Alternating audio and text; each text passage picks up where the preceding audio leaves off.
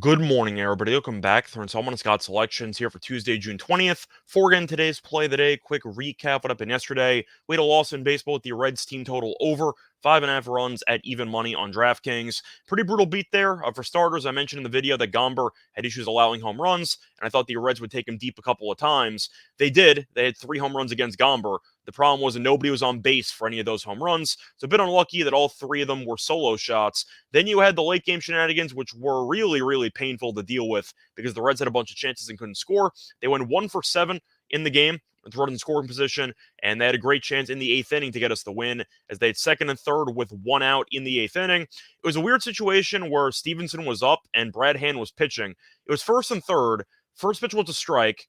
The runner from first base stole second base. And the Rockies switched pitchers in the middle of an at bat, and it ended up working out for them as Stevenson struck out. We needed a fly ball to the outfield for a sac fly, didn't get it, and then you ended up seeing the Reds with the bases loaded ground out. So they ended up squandering a couple of great opportunities there with guys on second and third, and eventually the bases loaded to get us the win.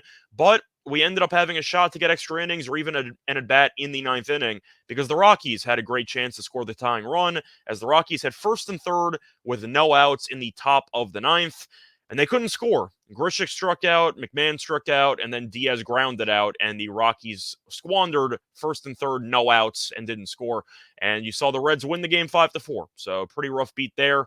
Worst case scenario, I thought we were going to get extras or at least an at bat in the 9th inning.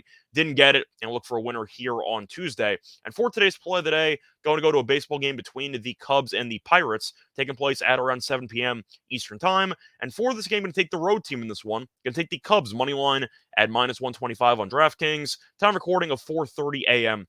Eastern Time. Covering why we're going to take the Cubs in this game. First reason, these teams recently heading in opposite directions. The Cubs have won 6 of their last 7 games. Quietly been playing good baseball over the past week, and the Pirates have fallen off a cliff. The Pirates have lost each of their last 7 games, and the Cubs also have the much better starting pitcher in this game. Stroman is getting the start, and he's been great all season long, especially in the last month and a half. The last 6 starts, 41 and 2/3 innings pitched, 1.51 ERA. He's been incredible, just simply put. And going through Oviedo and his numbers with Pittsburgh, who's getting the start, he just faced the Cubs in his last outing on June 15th, and he was not very good. 4 1/3, 8 hits allowed, 4 earned runs. So the Cubs shelled him roughly 5 days ago. Now they face him again. And once again, I am wondering why this line is so low when Stroman has clearly been better than Oviedo all season long.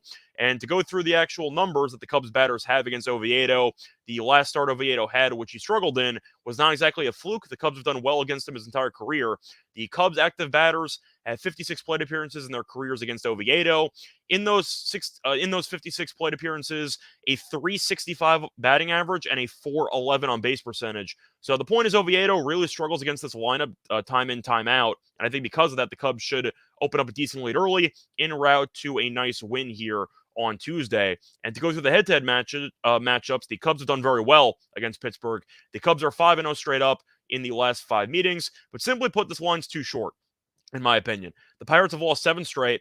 Cubs have won 6 of 7. Stroman's been an all-star level pitcher, who's probably going to be a serious trade candidate around the trade deadline, but he's been really, really good, and Oviedo has been a bit hit or miss. I understand that Oviedo's been better at home than on the road, but even his home numbers aren't amazing by any means. I think the point is, I think the Cubs should be closer to like -140, give or take, and with the Cubs being 5-0 in the last 5 meetings against Pittsburgh, and the fact that Oviedo once again has really struggled against the Cubs lineup, this line seems too short. I'm going to take it. Split it once again here for Tuesday, June 20th. It's going to be on the Cubs money line at -125 on DraftKings. Bye.